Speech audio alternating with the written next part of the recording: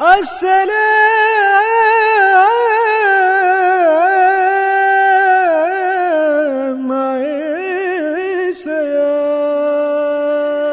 باللہ من الشیطان الرجیم، بسم اللہ الرحمن الرحیم۔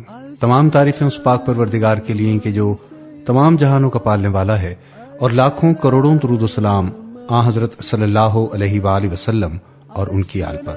سامعین گرامی، میں آپ کا میزبان سلیم گیلانی رمضان المبارک کا خصوصی پروگرام قصص الانبیاء علیہ السلام لے کر حاضر خدمت ہوں۔ السلام علیکم اور السلام علیکم پاکستان۔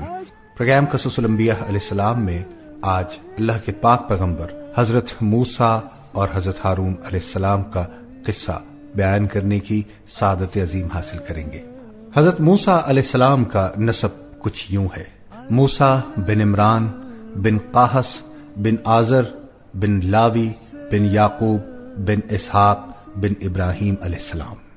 اللہ تعالیٰ کا ارشاد ہے کہ اس قرآن میں موسیٰ کا ذکر بھی کر جو چنا ہوا اور رسول اور نبی تھا۔ ہم نے اسے طور کی دائیں جانب سے پکارا اور سرگوشی کرتے ہوئے اسے قریب کر لیا، اور اپنی خاص مہربانی سے اس کے بھائی ہارون کو نبی بنا کر اسے عطا فرمایا۔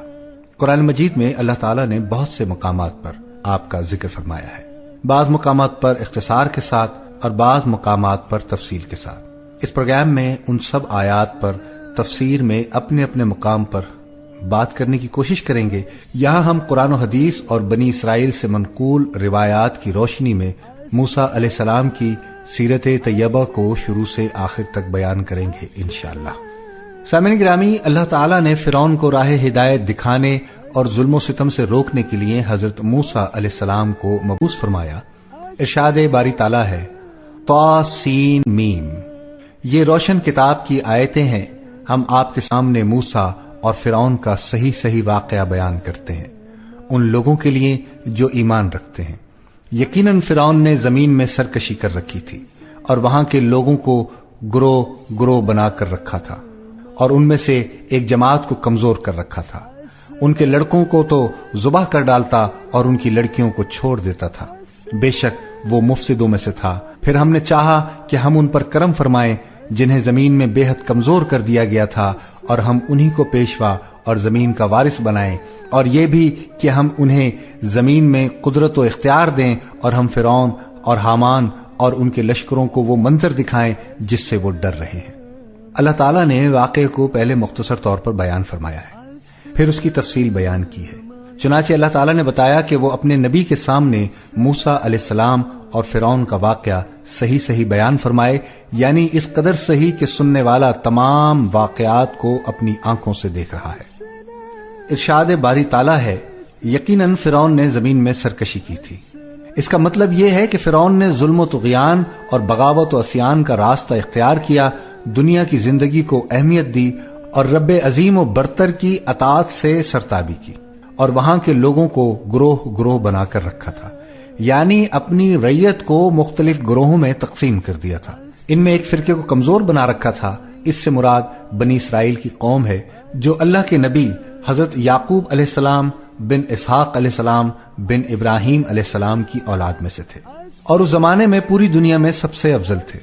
اللہ تعالیٰ نے ان پر اس ستمگر، ظالم اور بدکار کافر کو مسلط کر دیا جس نے انہیں غلام بنا لیا، اور وہ ان سے ادنا ترین پیشوں کا ذلیل ترین کام لیتا تھا، اور اس کے ساتھ ساتھ وہ ان کے لڑکوں کو تو ذبح کر ڈالتا اور ان کی لڑکیوں کو چھوڑ دیتا تھا۔ بے شک وہ مفسدوں میں سے تھا۔ عزیزان گرامی، فرعون بنی اسرائیل سے اس قدر برا سلوک اس لیے کرتا تھا کہ بنی اسرائیل اپنی الہامی کتابوں کی روشنی میں آپس میں ابراہیم علیہ السلام کا یہ فرمان ذکر کرتے تھے کہ آپ کی اولاد میں سے ایک لڑکا پیدا ہوگا جس کے ہاتھوں مصر کی سلطنت تباہ ہو جائے گی۔ آپ نے یہ بات غالباً اس وقت فرمائی تھی جب مصر کے بادشاہ کی طرف سے حضرت ابراہیم کی زوجہ محترمہ حضرت سارہ رضی اللہ تعالی عنہا کی عزت پامال کرنے کی کوشش ہوئی، اور اللہ تعالیٰ نے ان کی عزت کو داغدار ہونے سے محفوظ رکھا۔ بنی اسرائیل میں یہ بشارت مشہور تھی، ان سے سن کر قبطی بھی اس کا ذکر کرتے تھے، حتیٰ کہ یہ خبر فرعون تک بھی پہنچ گئی، اور جب رات کے وقت بادشاہ کی محفل جمی ہوتی تو کسی درباری نے اسے یہ بات بھی سنا دی۔ اس نے اس لڑکی کی پیدائش کے خوف سے بنی اسرائیل کے تمام لڑکوں کے قتل کا حکم جاری کر دیا، لیکن تقدیر کے آگے تدبیر نہیں چلتی۔ امام سدی رحمۃ اللہ علیہ نے کئی صحابہ اکرام رضی اللہ عنہم سے روایت کیا ہے کہ فرعون نے خواب دیکھا کہ بیت المقدس کی طرف سے ایک آگ آئی اور مصر کے تمام قبطیوں کے گھر جلا گئی، لیکن بنی اسرائیل کو کوئی نقصان نہیں پہنچا۔ جب وہ بیدار ہوا تو اس خواب سے خوفزدہ تھا۔ اس نے اپنے کاہنوں، عالموں اور جادوگروں کو جمع کیا اور ان سے اس خواب کی تعبیر پوچھی۔ انہوں نے کہا کہ یہ لڑکا انہی میں پیدا ہوگا اور اس کے ہاتھوں اہل مصر تباہ ہو جائیں گے۔ اس لیے اس نے بنی اسرائیل کے لڑکوں کو قتل کرنے اور لڑکیوں کو زندہ چھوڑنے کا حکم جاری کر دیا۔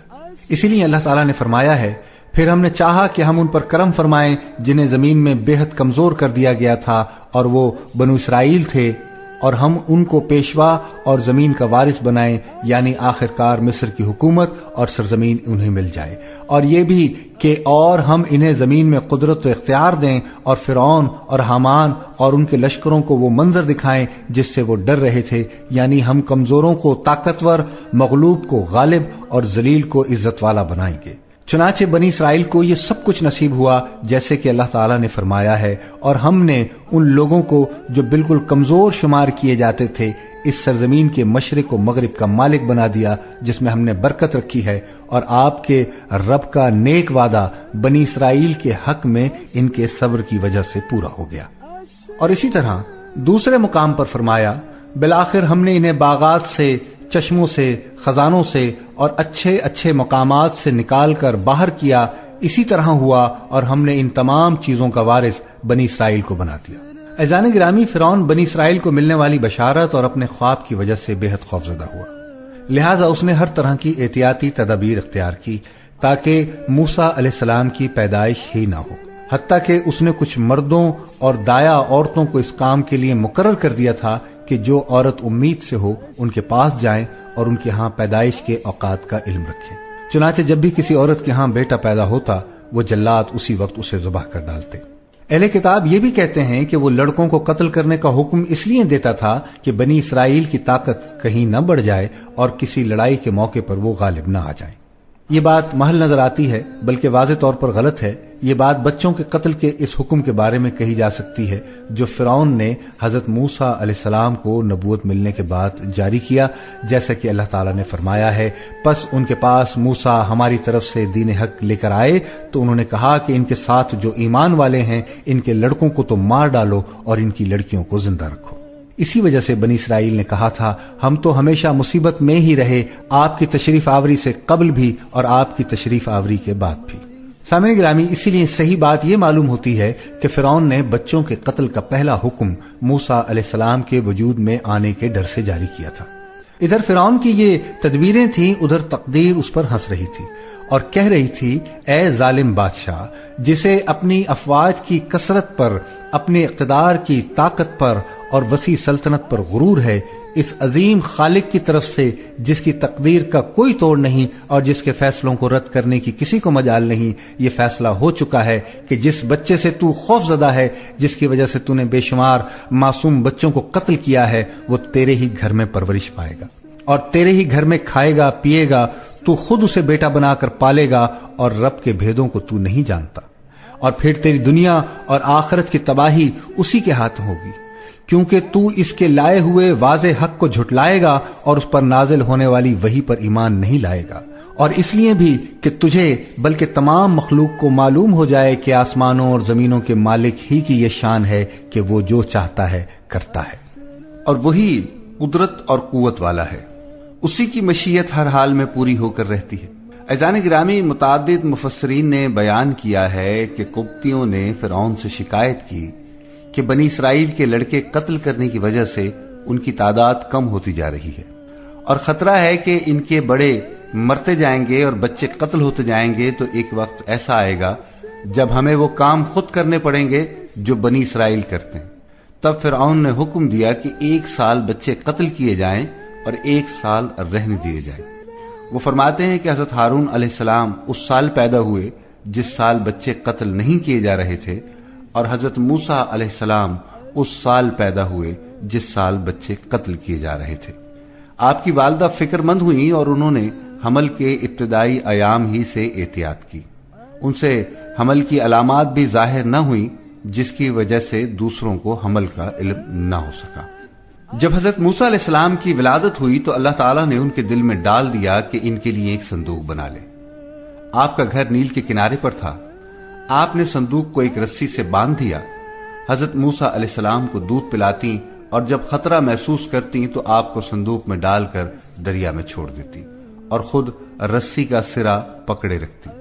جب خطرہ دور ہو جاتا تو رسی کے ذریعے سے صندوق کھینچ کر بچے کو نکال لیتی۔ ارشاد باری تعالیٰ ہے، اور ہم نے موسیٰ کی ماں کو وحی کی، اسے دودھ پلاتی رہے، اور جب تجھے اس کی نسبت کوئی خوف معلوم ہو تو اسے دریا میں بہا دینا، اور کوئی ڈر، خوف یا رنج و غم نہ کرنا، ہم یقیناً اسے تیری طرف لوٹانے والے ہیں اور اسے پیغمبروں میں سے بنانے والے ہیں۔ سو فرعون کے لوگوں نے اس بچے کو اٹھا لیا۔ آخرکار یہی بچہ ان کا دشمن ہوا اور ان کے رنج کا باعث بنا۔ کچھ شک نہیں کہ فرعون، حامان اور اس کے لشکر تھے ہی خطا کار۔ اور فرعون کی بیوی نے کہا، یہ تو میری اور تمہاری آنکھوں کی ٹھنڈک ہے، اسے قتل نہ کرو، بہت ممکن ہے کہ یہ ہمیں کوئی فائدہ پہنچائے یا ہم اسے اپنا بیٹا ہی بنا لیں۔ اور وہ انجام سے بے خبر تھے۔ حضرت موسیٰ علیہ السلام کی ماں کی طرف جو وحی کی گئی تھی، اس وحی سے مراد الہام اور رہنمائی ہے، بالکل اسی طرح جیسے اللہ رب العزت کا ارشاد ہے، آپ کے رب نے شہد کی مکھی کے دل میں یہ بات ڈال دی کہ پہاڑوں میں، درختوں میں اور لوگوں کی بنائی ہوئی اونچی اونچی پردے والی جگہوں میں اپنے گھر چھتے بنا، پھر ہر طرح کے پھلوں کا رس چوس اور اپنے رب کی آسان راہوں پر چلتی پھرتی رہ۔ عزیزان گرامی، امام سہیلی رحمۃ اللہ علیہ فرماتے ہیں کہ موسیٰ علیہ السلام کی والدہ کا نام عیار خا یا ایاس خط تھا۔ ان کے دل میں یہ بات ڈال دی گئی تھی کہ خوف و غم نہ کر، اگر یہ بچہ تیرے پاس سے چلا گیا تو اللہ تعالیٰ اسے تیرے پاس واپس لوٹا دے گا، اسے نبوت عطا فرمائے گا اور دنیا اور آخرت میں اس کی شان بڑھائے گا۔ چنانچہ انہوں نے الہام کے ذریعے سے ملنے والے حکم کی تعمیل کی۔ ایک دن انہوں نے موسیٰ علیہ السلام کو صندوق میں ڈال کر دریا میں ڈال دیا، لیکن اس کی رسی باندھنا بھول گئی۔ صندوق دریائے نیل کے پانی میں بہتا چلا گیا، حتیٰ کہ فرعون کے محل کے پاس سے گزرا تو فرعون کے لوگوں نے اس کو اٹھا لیا۔ ارشاد باری تعالیٰ ہے، آخرکار یہی بچہ ان کا دشمن ہوا اور ان کے رنج کا باعث بنا۔ کچھ شک نہیں کہ فرعون اور حامان اور اس کے لشکر تھے ہی خطا کار۔ اس مقام پر مفسرین بیان کرتے ہیں کہ لونڈیوں نے دریا میں بہتا ہوا صندوق نکال لیا، لیکن اسے کھولنے کی جرت نہ کر سکی، بلکہ اسے فرعون کی ملکہ آسیہ کے سامنے پیش کر دیا۔ آسیہ رضی اللہ تعالی عنہ کا نسب یوں بیان کیا جاتا ہے، آسیہ بنت مزاحم بن عبید بن ریان بن ولید، اور یہ ریان بن ولید وہی ہے کہ جو حضرت یوسف علیہ السلام کے زمانے میں مصر کا بادشاہ تھا۔ جبکہ بعض حضرات کی رائے یہ ہے کہ آسیہ رضی اللہ تعالی عنہ بنی اسرائیل ہی سے تعلق رکھتی تھی اور حضرت موسیٰ علیہ السلام کے قبیلے میں سے تھی، جبکہ بعض کہتے ہیں کہ وہ آپ کی پھوپھی تھی، واللہ اعلم۔ حضرت آسیہ رضی اللہ تعالیٰ عنہ کی عظمت و مقام کے بارے میں جو روایت ہیں، حضرت آسیہ رضی اللہ تعالیٰ عنہ نے جب صندوق کھولا اور کپڑا ہٹایا تو موسیٰ علیہ السلام کا چہرہ انور نبوت سے روشن نظر آیا۔ جب ان کی نظر آپ کے چہرے اقدس پر پڑی تو ان کے دل میں آپ کی شدید محبت پیدا ہو گئی۔ فرعون آیا، اس نے پوچھا کہ یہ کیا ہے، اور پھر اسے ذبح کر دینے کا حکم دے دیا۔ حضرت آسیہ نے مزاحمت کرتے ہوئے فرمایا، یہ تو میری اور تیری آنکھوں کی ٹھنڈک ہے۔ فرعون نے کہا، تیرے لیے تو ہے، میرے لیے نہیں ہے۔ عزیزان گرامی، زبان کی کہی ہوئی بات کبھی حقیقت بھی بن جایا کرتی ہے۔ حضرت آسیہ رضی اللہ تعالیٰ عنہ نے کہا تھا کہ بہت ممکن ہے کہ یہ ہمیں کوئی فائدہ پہنچائے، اور اللہ تعالیٰ نے انہیں وہ فائدہ عطا فرمایا کہ جس کی انہوں نے امید ظاہر کی تھی۔ دنیا میں یہ فائدہ انہیں آپ کی وجہ سے یہ ہوا کہ آپ کو ہدایت نصیب ہوئی، اور آخرت میں یہ کہ آپ کی وجہ سے انہیں جنت میں ٹھکانہ مل گیا۔ انہوں نے فرعون سے کہا کہ یا ہم اسے اپنا بیٹا ہی بنا لیں گے۔ انہوں نے آپ کو اس لیے منہ بولا بیٹا بنا لیا کہ ان کے ہاں اولاد نہیں ہوتی تھی۔ اللہ تعالیٰ نے فرمایا، اور وہ لوگ انجام سے بے خبر تھے، انہیں معلوم نہ تھا کہ اللہ تعالیٰ نے ان کے ہاتھوں موسیٰ علیہ السلام کو پانی سے نکلوا کر فرعون اور اس کی افواج کو تباہ کرنے کا بندوبست کر لیا ہے۔ اہل کتاب کے بیان کے مطابق موسیٰ علیہ السلام کو دریا سے نکالنے والی فرعون کی بیٹی دربتا تھی۔ ان کے ہاں فرعون کی بیوی کا کوئی ذکر نہیں ملتا۔ بہرحال حضرت موسیٰ علیہ السلام فرعون کے محل میں پہنچ گئے۔ ادھر ان کی والدہ محترمہ بیٹی کی جدائی اور فراق میں سخت غمگین ہوئی۔ اس وقت اللہ تعالیٰ نے ان کی والدہ کو تسلی دی اور آپ کا بیٹا نہایت خوبصورت تدبیر سے لوٹا دیا۔ اللہ تعالیٰ نے فرمایا ہے، اور موسیٰ کی ماں کا دل بے صبر ہو گیا۔ اگر ہم ان کے دل کو مضبوط نہ کرتے تو قریب تھا کہ وہ اس قصے کو ظاہر کر دیتی، اور اس سے غرض یہ تھی کہ وہ مومنوں میں رہے۔ اور اس کی بہن سے کہا کہ اس کے پیچھے پیچھے چلی جا، لہذا وہ اسے دور سے دیکھتی رہی اور ان لوگوں کو کچھ خبر نہ تھی، اور ہم نے پہلے ہی سے اس پر دائیوں کے دودھ حرام کر دیے تھے۔ سو موسیٰ کی بہن نے کہا، میں تمہیں ایسے گھر والے بتاؤں کہ تمہارے لیے اس بچے کو پال لیں اور اس کی خیر خواہی سے پرورش کریں۔ پس ہم نے اس طریق سے ان موسیٰ کو ان کی ماں کے پاس واپس پہنچا دیا تاکہ ان کی آنکھیں ٹھنڈی ہوں اور وہ غم نہ کھائیں، اور معلوم کر لیں کہ اللہ کا وعدہ سچا ہے، لیکن ان کے اکثر لوگ نہیں جانتے۔ حضرت ابن عباس رضی اللہ تعالیٰ عنہما اور دوسرے علماء نے فرمایا کہ موسیٰ کی والدہ کا دل خالی ہو گیا تھا۔ اس کا مطلب یہ ہے کہ موسیٰ کے سوا دنیا کے ہر کام اور خیال سے خالی ہو گیا تھا، یعنی دل بہت بے قرار ہو گیا تھا۔ قریب تھا کہ اس واقعے کو ظاہر کر دیتی، یعنی سب کے سامنے آپ کے بارے میں پوچھنے لگتی اگر ہم اس کے دل کو ڈھارس نہ دے دیتے، یعنی صبر و ثبات سے نہ نوازتے، تاکہ وہ یقین کرنے والوں میں رہے۔ اور اس موسیٰ علیہ السلام کی والدہ نے آپ کی بہن سے کہا، یعنی اپنی بڑی بیٹی سے فرمایا، تو اس کے پیچھے پیچھے جا اور اس کے حالات معلوم کر کے مجھے بتا۔ لہذا وہ اسے دور ہی دور سے دیکھتی رہی۔ قتادہ رحمۃ اللہ علیہ فرماتے ہیں، یعنی وہ انہیں اس انداز سے دیکھتی رہی گویا مقصود ان کا خیال رکھنا نہیں تھا، بلکہ ایسے جیسے اپنے کسی کام سے کہیں جا رہی ہے۔ اسی لیے فرمایا، اور ان فرعونیوں کو اس کا علم بھی نہ ہوا۔ حضرت موسیٰ علیہ السلام جب فرعون کے محل میں پہنچ گئے تو ان لوگوں نے آپ کو کچھ کھلانا پلانا چاہا، لیکن آپ نے نہ کسی عورت کا دودھ پیا اور نہ کوئی اور چیز قبول کی۔ وہ لوگ بہت پریشان ہوئے، آپ کو ہر طرح غذا دینے کی کوشش کی، لیکن آپ نے کچھ نہ کھایا پیا۔ جیسے اللہ تعالیٰ نے فرمایا، ان کے پہنچنے سے پہلے ہم نے موسیٰ پر دائیوں کا دودھ حرام کر دیا تھا۔ انہوں نے آپ کو عورتوں کے ساتھ بازار بھیجا کہ شاید کوئی ایسی عورت مل جائے جو آپ کو دودھ پلا سکے۔ وہ لوگ وہاں کھڑے تھے اور عورتیں جمع تھیں۔ آپ کی ہمشیرہ نے آپ کو دیکھ لیا۔ انہوں نے یہ ظاہر نہیں کیا کہ وہ آپ کو جانتی ہیں، بلکہ کہا کہ کیا میں تمہیں ایسا گھرانہ بتاؤں جو تمہارے لیے اس بچے کی پرورش کرے اور ہوں بھی وہ اس بچے کے خیر خواہ۔ حضرت ابن عباس رضی اللہ تعالیٰ عنہما فرماتے ہیں کہ جب موسیٰ علیہ السلام کی بہن نے یہ بات کہی تو ان لوگوں نے جواباً پوچھا، تو کیسے جانتی ہے کہ وہ اس کے خیر خواہ ہوں گے اور اس پر شفقت کریں گے؟ تو وہ بولی، وہ بادشاہ کو خوش کرنا چاہیں گے اور اس سے فائدے کی امید رکھیں گے۔ تب انہوں نے حضرت موسیٰ علیہ السلام کی بہن کو چھوڑ دیا اور ان کے ساتھ ان کے گھر گئے۔ آپ کی والدہ نے آپ کو اٹھا لیا اور آپ کو دودھ پلانا چاہا تو آپ فوراً دودھ پینے لگی۔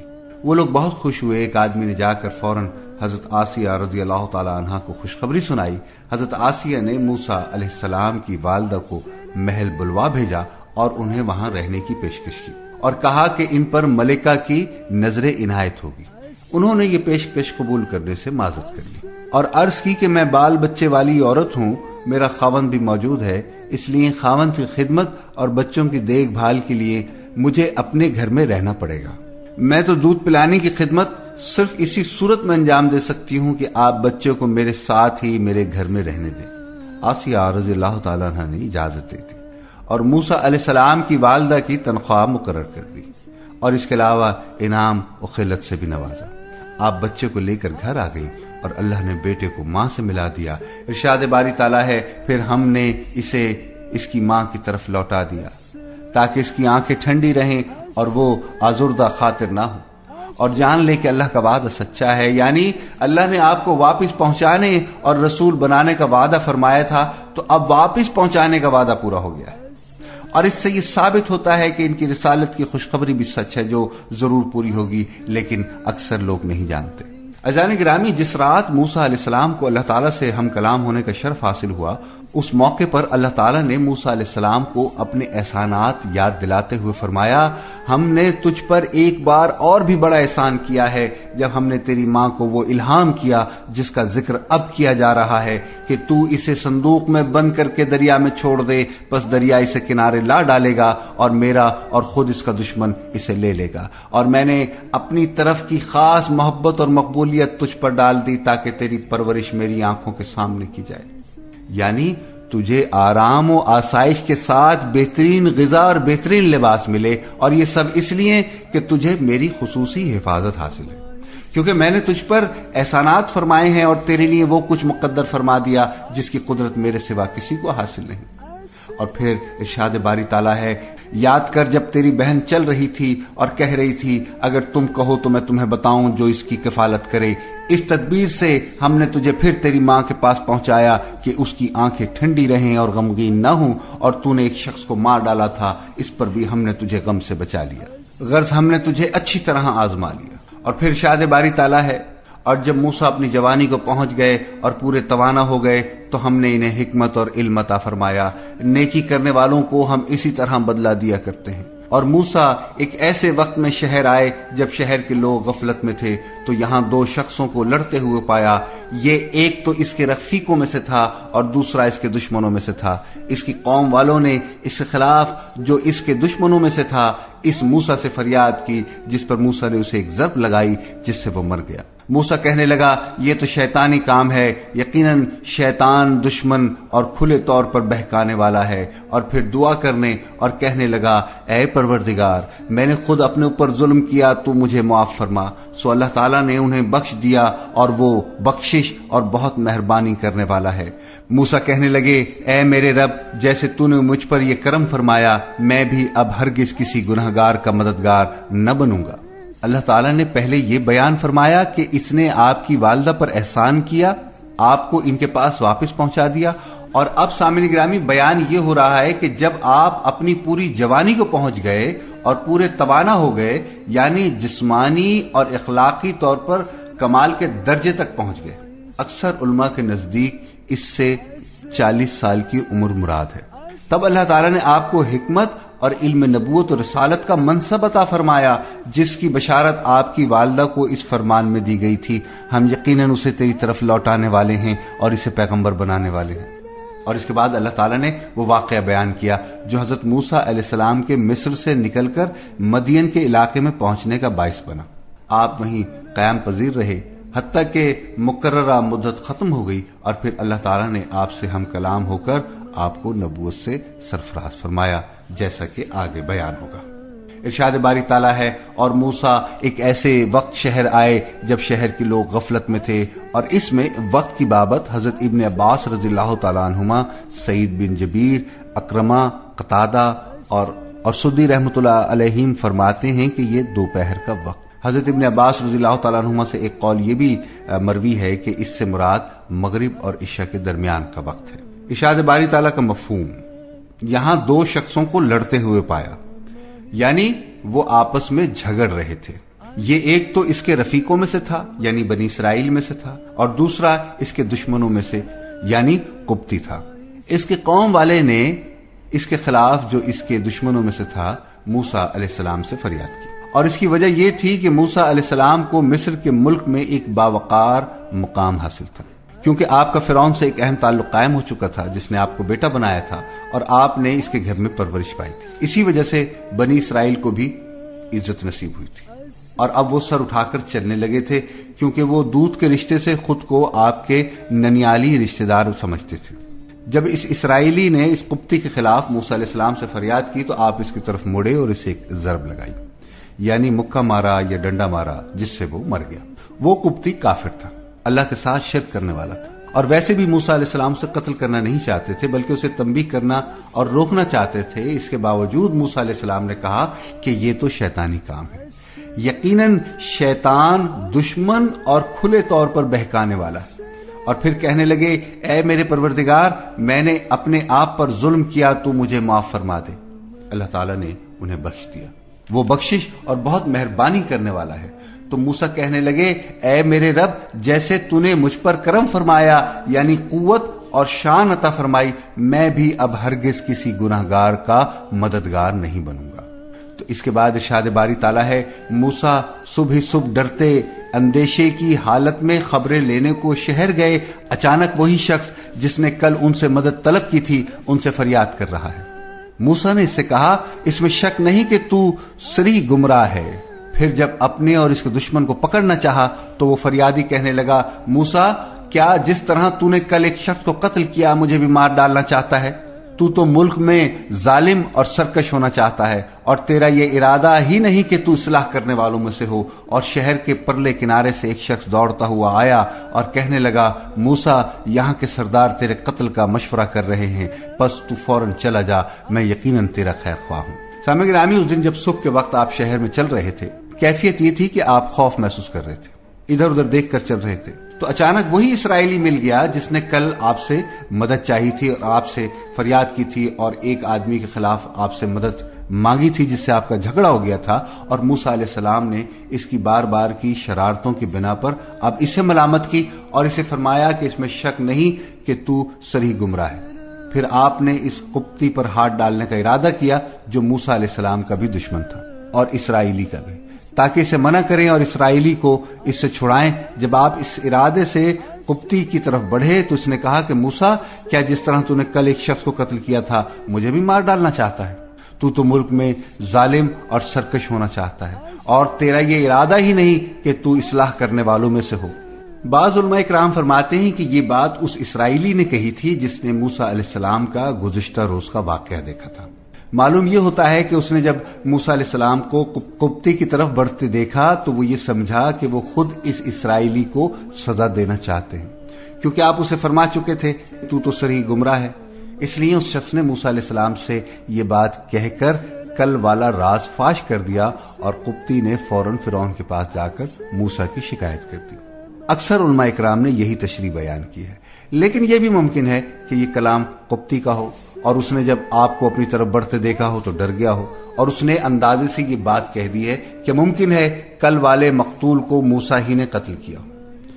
یہ بھی ہو سکتا ہے کہ اسرائیلی نے فریاد کرتے وقت ایسے الفاظ استعمال کیے ہوں جس سے قبطی کو حقیقت کا علم ہو گیا ہو۔ الغرض فرعون کو معلوم ہو گیا کہ وہ شخص موسیٰ علیہ السلام کے ہاتھوں قتل ہوا ہے، چنانچہ اس نے آپ کی گرفتاری کے لیے آدمی بھیجے، لیکن ایک وفادار آدمی ان سے پہلے قریب کے راستے سے موسیٰ علیہ السلام کے پاس پہنچ گیا۔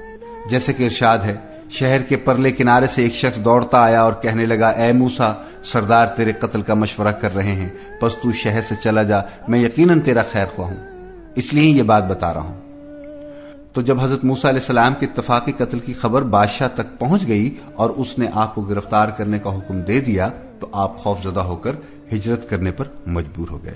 تو ارشاد باری تعالیٰ ہے، پس موسیٰ وہاں سے خوف زدہ ہو کر دیکھتے بھالتے نکل کھڑے ہوئے، کہنے لگے، اے پروردگار مجھے ظالموں کے گروہ سے بچا لے۔ اور جب مدین کا رخ کیا تو کہنے لگے، مجھے امید ہے کہ میرا رب مجھے سیدھی راہ لے جائے گا۔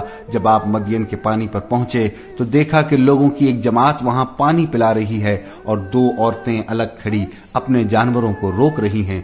پوچھا، تمہارا کیا معاملہ ہے؟ وہ بولی، جب تک یہ چرواہے واپس نہ چلے جائیں ہم پانی نہیں پلاتی، اور ہمارے والد بڑی عمر کے بوڑھے ہیں۔ پس آپ نے خود ان کے جانوروں کو پانی پلا دیا، پھر سائے کی طرف ہٹ آئے اور کہنے لگے، اے پروردگار تو جو کچھ بھلائی میری طرف اتارے میں اس کا محتاج ہوں۔ عزیزان گرامی، ان آیات میں اللہ تعالیٰ اپنے بندے، اپنے رسول اور اپنے کلیم کے بارے میں بیان فرما رہا ہے کہ وہ مصر سے نکلے تو ادھر ادھر دیکھتے بھالتے نکلے۔ آپ خوف محسوس کر رہے تھے کہ فرعون کی قوم کا کوئی شخص آپ کو پکڑ نہ لے، گرفتار نہ کر لے۔ آپ کو کچھ معلوم نہ تھا کہ کس طرف رخ کریں اور کون سی راہ اختیار کریں، کیونکہ اس سے پہلے کبھی آپ مصر سے باہر نہیں گئے تھے۔ ارشاد باری تعالیٰ ہے، اور جب مدین کا رخ کیا یعنی ایک راہ پر چل دیے تو کہنے لگے، مجھے امید ہے میرا رب مجھے سیدھی راہ لے جائے گا، یعنی امید ہے کہ اس راہ سے وہ منزل مقصود پر پہنچ جائیں گے۔ اور پھر ایسے ہی ہوا، انہیں منزل مل گئی، اور کتنی عظیم منزل مل گئی۔ جب آپ مدین کے پانی پر پہنچے یعنی اس کنویں پر جا پہنچے کہ جس سے لوگ جانوروں کو پانی پلاتے تھے۔ مدین وہی شہر ہے جس میں اصحاب الائکہ اللہ کے عذاب کی وجہ سے تباہ ہوئے تھے۔ یہ لوگ حضرت شعیب علیہ السلام کی قوم کے تھے، اور ایک قول کے مطابق ان کی ہلاکت موسیٰ علیہ السلام کے زمانے سے پہلے ہو چکی تھی۔ جب آپ اس کنویں پر پہنچے تو دیکھا کہ لوگوں کی ایک جماعت وہاں پانی پلا رہی ہے۔ دو عورتیں الگ کھڑی ہیں، اپنے جانوروں کو روک رہی ہیں، یعنی اپنی بکریوں کو روک رہی ہیں کہ لوگوں کی بکریوں میں نہ مل جائیں۔ اہل کتاب کہتے ہیں کہ وہ 7 لڑکیاں تھیں، لیکن یہ غلط ہے۔ یہ تو کہا جا سکتا ہے کہ شعیب علیہ السلام کی 7 لڑکیاں ہوں، لیکن جانوروں کو پانی پلانے کا کام 2 ہی کرتی تھی، ورنہ قرآن کے الفاظ سے بظاہر یہی معلوم ہوتا ہے کہ وہ 2 ہی تھی۔ حضرت موسیٰ علیہ السلام نے پوچھا تمہارا کیا معاملہ ہے؟ وہ بولیں جب تک چرواہے واپس نہ چلے جائیں ہم پانی نہیں پلاتی، اور ہمارے والد بڑی عمر کے بوڑھے ہیں، یعنی ہم کمزور عورتیں ہونے کی وجہ سے بکریوں کو اس وقت تک پانی نہیں پلا سکتی جب تک چرواہے پانی پلانے سے فارغ نہ ہو جائیں، اور ہمیں خود بکریاں چرانے کی ضرورت اس لیے پیش آتی ہے کہ ابا جان بوڑھے اور کمزور ہیں۔ تو ارشاد باری تعالیٰ ہے پس آپ نے خود ان کے جانوروں کو پانی پلا دیا، پھر سائے کی طرف ہٹ آئے۔ مفسرین کہتے ہیں کہ یہ کیکر کے درخت کا سایہ تھا۔ اس وقت آپ نے دعا کی اے پروردگار تو جو کچھ بھلائی میری طرف اتارے میں اس کا محتاج ہوں۔ حضرت موسیٰ علیہ السلام طویل سفر کے بعد تھکے ہارے ایک درخت کے سائے میں بیٹھ گئے اور اللہ تعالیٰ سے مدد کی درخواست کی، جو فوراً قبول ہو گئی۔ ارشاد باری تعالیٰ ہے اتنے میں ان دونوں عورتوں میں سے ایک ان کی طرف شرم و حیا سے چلتی ہوئی آئی، کہنے لگی میرے والد صاحب آپ کو بلا رہے ہیں تاکہ آپ نے ہمارے جانوروں کو جو پانی پلایا ہے اس کی اجرت دیں۔ جب حضرت موسیٰ علیہ السلام ان کے پاس پہنچے اور ان سے اپنا سارا حال بیان کیا تو وہ کہنے لگے کہ اب نہ ڈرو، تم نے ظالم قوم سے نجات پائی۔ ان دونوں میں سے ایک نے کہا ابا جان آپ انہیں مزدوری پر رکھ لیجئے، کیونکہ جنہیں آپ اجرت پر رکھیں ان میں سب سے بہتر وہ ہے جو مضبوط اور امانت دار ہو۔ اس پر بزرگ نے کہا کہ میں اپنی ان دونوں لڑکیوں میں سے ایک کو آپ کے نکاح میں دینا چاہتا ہوں، اس مہر پر کہ آپ 8 سال تک میرا کام کاج کریں گے۔ ہاں اگر آپ پورے 10 سال کریں تو یہ آپ کی طرف سے بطور احسان ہے، میں یہ ہرگز نہیں چاہتا کہ آپ کو مشقت میں ڈالوں، اللہ کو منظور ہے تو آگے چل کر آپ مجھے بھلا آدمی پائیں گے۔ تو موسیٰ علیہ السلام نے کہا خیر یہ بات میرے اور آپ کے درمیان پختہ ہو گئی، میں ان دونوں مدتوں میں سے جسے پورا کروں مجھ پر زیادتی نہ ہو، ہم یہ جو کچھ کہہ رہے ہیں اس پر اللہ گواہ اور کارساز ہے۔ عزیزان گرامی، جب موسیٰ علیہ السلام سائے میں بیٹھے اور فرمایا اے پروردگار جو کچھ بھلائی میری طرف اتارے میں اس کا محتاج ہوں، تو ان خواتین نے یہ بات سن لی۔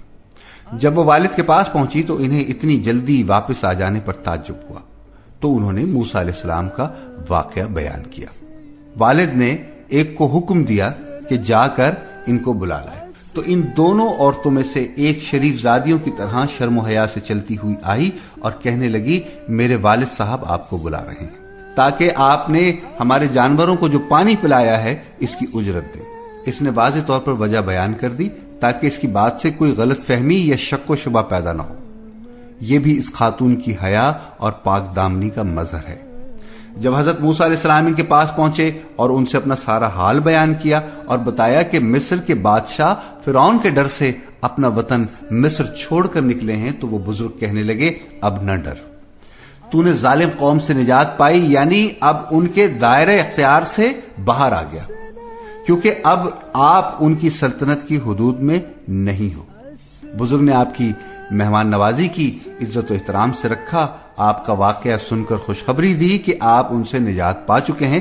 تب ایک لڑکی نے اپنے والد سے کہا کہ ابا جی آپ انہیں مزدوری پر رکھ لیجئے تاکہ وہ آپ کی بکریاں چرائیں۔ پھر آپ کی یہ خوبی بیان کی کہ وہ طاقتور اور دیانتدار ہیں۔ حضرت عمر، حضرت عبداللہ بن عباس رضی اللہ تعالیٰ عنہم اور دیگر علماء سے روایت ہے کہ جب اس نے یہ بات کہی تو اس کے والد نے پوچھا کہ تجھے اس کی قوت و امانت کی کیا خبر؟ اس نے کہا کہ جو بھاری پتھر 10 آدمی اٹھاتے ہیں اس نے اکیلی ہی اٹھا لیا، اس سے مجھے اس کی طاقت کا اندازہ ہوا، اور جب میں انہیں لے کر آ رہی تھی تو میں آگے چل رہی تھی، انہوں نے کہا کہ میرے پیچھے چلو، جب راستہ مڑنا ہو تو مجھے راستہ بتانے کے لیے اس طرف کنکری پھینک دینا۔ سبحان اللہ۔ جب موسیٰ علیہ السلام ان کے گھر پہنچے تو اس بزرگ نے کہا کہ میں اپنی ان دونوں لڑکیوں میں سے ایک کو آپ کے نکاح میں دینا چاہتا ہوں، اس مہر پر کہ آپ 8 سال تک میرا کام کاج کریں، ہاں اگر آپ 10 سال پورے کریں تو یہ آپ کی طرف سے بطور احسان ہے۔ میں یہ ہرگز نہیں چاہتا کہ آپ کو کسی مشقت میں ڈالوں، اللہ کو منظور ہے تو آپ مجھے بھلا آدمی پائیں گے۔ اور بعض علماء نے اس واقعے سے استدلال کرتے ہوئے کہا ہے کہ روٹی کپڑے پر مزدوری کرنا درست ہے جیسے کہ معروف اور رواج ہے۔ اس کے بعد اللہ تعالیٰ نے فرمایا موسیٰ نے کہا یہ بات میرے اور آپ کے درمیان پختہ ہو گئی۔ میں ان دونوں مدتوں میں سے جسے چاہوں پورا کروں، مجھ پر کوئی زیادتی نہ ہو۔ ہم یہ جو کچھ کہہ رہے ہیں اس پر اللہ گواہ اور کارساز ہے۔ یعنی موسیٰ علیہ السلام نے اپنے سسر سے فرمایا، آپ نے جو بات کہی وہ درست ہے، میں جون سی مدت پوری کروں مجھے اس کا حق ہے، اس سلسلے میں مجھ پر کوئی زیادتی نہیں کی جائے گی، ہماری مفاہمت پر اللہ گواہ ہے جو سب کچھ سن رہا ہے۔ تاہم موسیٰ علیہ السلام نے زیادہ مدت پوری کی، یعنی پورے 10 سال ان کی خدمت کی۔ حضرت سعید بن جبیر رحمۃ اللہ علیہ سے روایت ہے، انہوں نے فرمایا کہ مجھ سے ہرا کے ایک یہودی نے پوچھا، موسیٰ علیہ السلام نے دونوں میں سے کون سی مدت پوری کی تھی؟ میں نے کہا مجھے تو معلوم نہیں، البتہ عرب کے بڑے عالم کی خدمت میں حاضر ہو کر ان سے دریافت کروں تو میں حضرت عبداللہ بن عباس رضی اللہ تعالیٰ عنہما کی خدمت میں حاضر ہوا اور ان سے یہ مسئلہ دریافت کیا۔ انہوں نے فرمایا کہ آپ نے زیادہ اور بہتر مدت مکمل کی، اللہ کا رسول جب کوئی بات کہہ دے تو اسے پوری کرتا ہے۔ سامعین گرامی، قصہ حضرت موسیٰ علیہ السلام میں آج یہی تک۔ انشاءاللہ العزیز اپنے کل کے پروگرام میں اس سے آگے کے واقعات سننے کی سعادت عظیم حاصل کریں گے۔ سلیم گیلانی کو پروگرام قصص الانبیاء علیہ السلام سے اجازت دیجیے۔ کل ایک بار پھر اسی وقت اسی جگہ اسی پروگرام میں آپ لوگوں سے ملاقات ہوگی۔ وآخر دعوانا ان الحمدللہ رب العالمین۔